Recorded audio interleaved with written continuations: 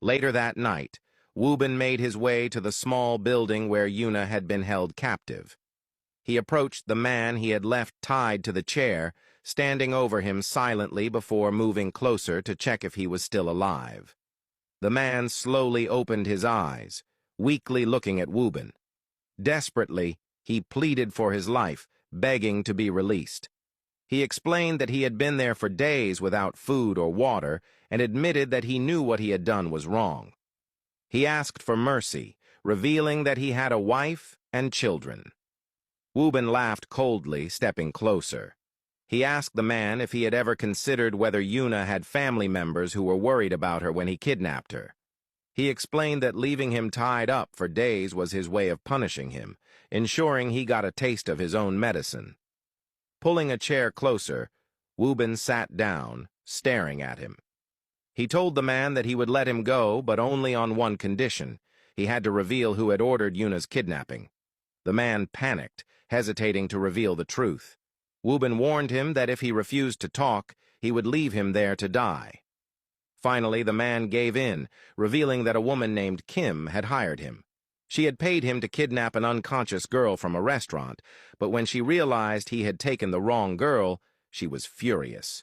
He admitted that kidnapping Yuna had never been part of the plan, but greed had driven him to take advantage of the situation, hoping to extort money from her wealthy family.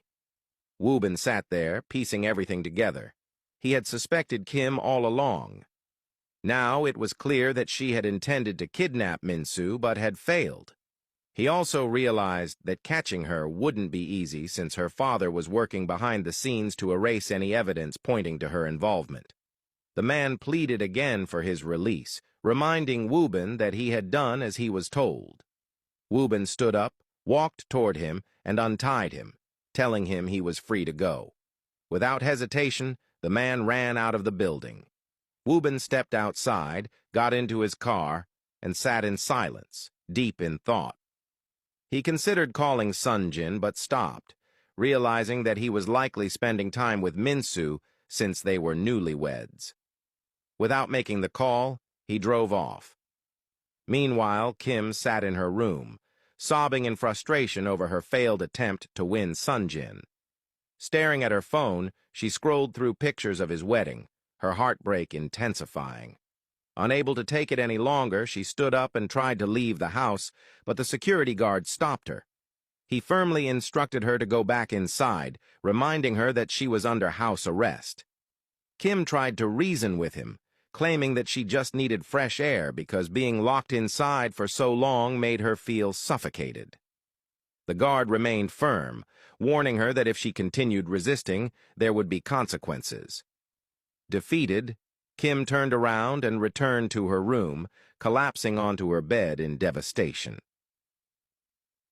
The following morning, Sunjin and Minsu prepared to leave the hotel where they had spent the night.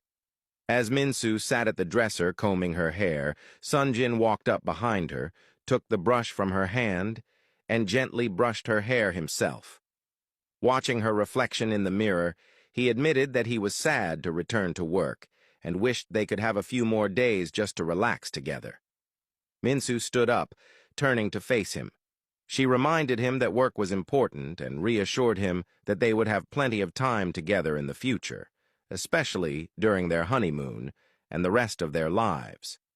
She also mentioned that her semester break was ending, and she needed to go to school for registration. Sunjin pulled her into his arms, offering to drop her off at the university since she had left her car behind. Minsu smiled and agreed.